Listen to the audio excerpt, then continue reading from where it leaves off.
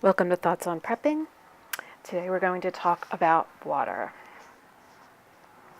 So just to get started, over the weekend I was at a meeting and sitting in the hotel room being bored, and I Googled my city name and the word preparedness, and I never knew this, but there's an Office of Emergency Management in my city, and there are a ton of resources on their different websites. So here you can see we have storing emergency water. Sorry about that.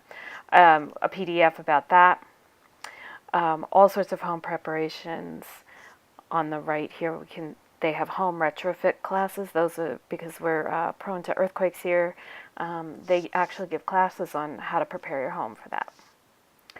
There's also some disaster preparedness fact sheets and flyers. And that's what these look like. They have cleaning a house after a flood.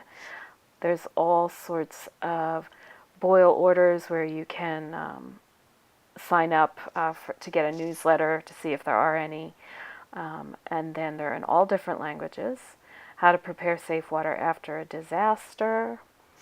How to protect your foods. And then there's also this really cute little comic book for kids, and it's specific to the area where we live. And then they have these little comic books like the CDC zombie apocalypse one of different scenarios. So that's a really great, that was a really great find. There's also another website also specific to our area called makeitthrough.org, which also has a lot of good information. It's a little overwhelming. I haven't even gotten through all of it. And then I also noticed there's local classes, and it looks like once a week they do have a class, say, at a library for to learn how to store emergency drinking water. So I'll definitely be doing that, hopefully this weekend. I think I'm around. Okay, so that's the end of that. We'll go to storing water now. Now, everybody talks about the typical ways of storing water, such as water bottles, water reservoirs, the catchment systems, things like that. And there's plenty of videos to watch about that. The only thing I have here that is any sort of new offering and something new to think about is does your water run if the power goes out? So my mother's house loses power whenever the wind blows. So she's always filling the bathtub as soon as she knows about a storm coming up. And I found this online. It's called the Reservoir Emergency Water Storage System, and it holds 100 gallons. And it's got a very favorable customer reviews.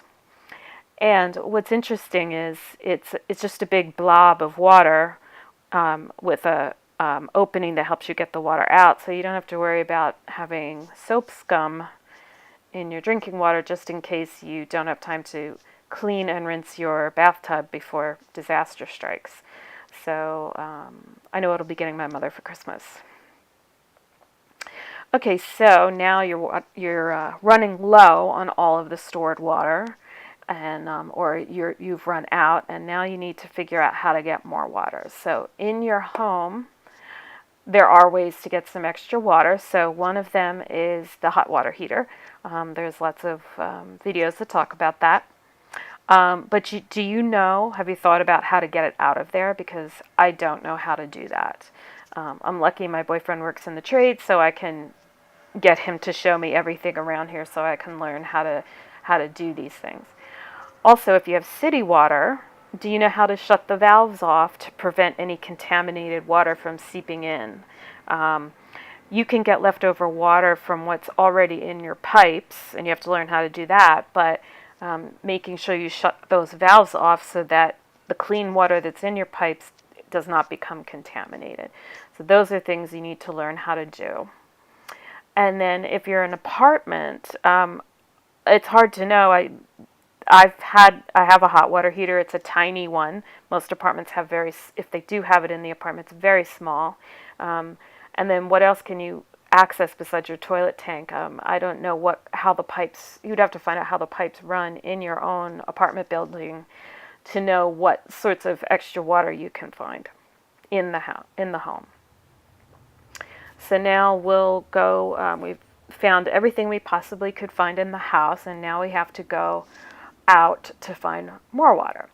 And there's a fantastic video by Zombie Tactics, whom I love. He hasn't been doing too many videos lately, but I recommend all of them. They're fantastic. So he has the video here, just cut and paste this title, Food and Prep for the Lazy, Late, and Cheap Part 9, Intermediate Water Solutions. And he has a whole lot of information about ways to think outside the box to go when you have to go out of your house to get water. So I highly recommend it. So one of the things outside of your house, of course, are different bodies of water. So first of all, do you even know where they are? Do you know if they exist? And I looked online. I found that we have a big, excuse me, giant lake about 3 miles east of me, and we have a waterway with moving water about 1.5 miles west of me. And so I thought, okay, I'll take the dog will take a walk over. It's just easy walks to go figure out how to walk there. But I did look up to see, okay, for this lake, what's the water quality? And for this waterway, which river feeds into it? And the waterway, I already knew the answer to this. It runs through in a very industrial part of town. They build airplanes there. There are trains there. It goes straight through where all the big manly equipment is. So the quality of that water is not all that great. And of course, for that and for the lake, everything I read was, well, this act that was passed in 1979 said we need to, they need to take steps to purify the water and get the quality better, but who knows really what it is. So, best to find that information out, find out the issues first for your particular body of water near your house. And then once you know all that, do you know how to access the water? Do you have to climb down an embankment? Do you have to climb over a fence? All those things.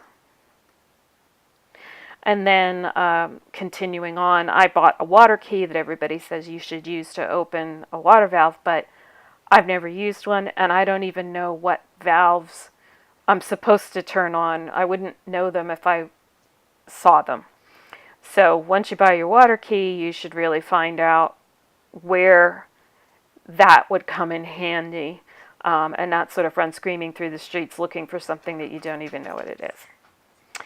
Okay, and then in the Zombie Tactics video of the intermediate water sources, he talked about getting water from swimming pools. You can go to the high school where there's swimming pools, public buildings, public fountains. So there's a lot of different places to look, but you need to know, do you know if it's safe to drink? I know I saw on a website that talked about pool water and smelling it and figuring out, what was it treated with, how to treat it after, if you do yank it out of the swimming pool, if it's chlorinated. So you need to know how to treat the water after you do collect it, just like with the natural bodies of water. And then even if you have your life straw and your potable agua, do you know how to use them? Have you practiced with them? Do you know what to expect as far as taste is? Might as well do it in a leisurely fashion until you know how to use it properly. And then say you got to boil water with a portable stove. Do you know how to do that sort of quote unquote in the field? Say if it's a stressful situation and you drag along whatever portable stove you have, but then maybe you're feeling shaky and you can't put it together and you have to figure out how to light it. It's just better to sort of practice everything. Okay, and then additional resources. I have the link to where this is. It's on a different slide, but the U.S. Army Center for Health Promotion and Preventative Medicine has a Just the Facts series. And they're just 2-page PDFs of different things. So this one, emergency drinking water disinfection procedures, it tells you all about each thing, like boiling water, how to use bleach, the granular calcium hypochlorite, tincture of iodine, everything like that. It's a very nice 2-page document. I found this. It's called the U.S. Army Water Planning Guide, and it's dated November 2008. This is more for the U.S. Army military in the field, and how they plan how much water is needed, gallons per person per day. And this particular table just shows in a tropical environment what they need. And this is based on whatever function it is. Again, what do you need for centralized hygiene and laundry? I don't really know all of the particulars, but I put it up here because it is a resource in case if you are in the military or know someone in the military, they may have experience with this type of planning for how much you're going to need. And here are my recommended videos or channels. Zombie Tactics. As I said before, the food prep for the Lazy Late and Cheap series is very informative, and he's very funny and very, very common sense and very smart. The Peaceful Prepper is also a fantastic channel. She researches everything very, very well and gives you a lot of detail, and she has very well produced videos. So she has a video called Water Filters and Purification, What Do I Really Need in an Emergency? The Urban Prepper, also a great channel. Very, very in-depth research. He's, I think one of his, says his niche is the OCD niche. He has a video for water that is his water module in his bug out bag. And even his Building a Bug Out Bag series is very, very good. And then the Practical Prepper has a great video just called Water Storage. And this is the link to his site where I've got that PDF. This doesn't always work. I'll just go over here. There we go. Come on, computer. Here we go. Okay, so he put, this is thepracticalprepper.com, skills and gear for self-reliance and homesteading. And he has a lot of great documents. These are 72-hour bag, possibles to get home bag. And there is the water publication is what's there. There we go. U.S. Army Water Purification Guidelines. So this is a very, very nice website, and I really appreciate him doing all the work to put this together. Okay, and I believe that is my last slide.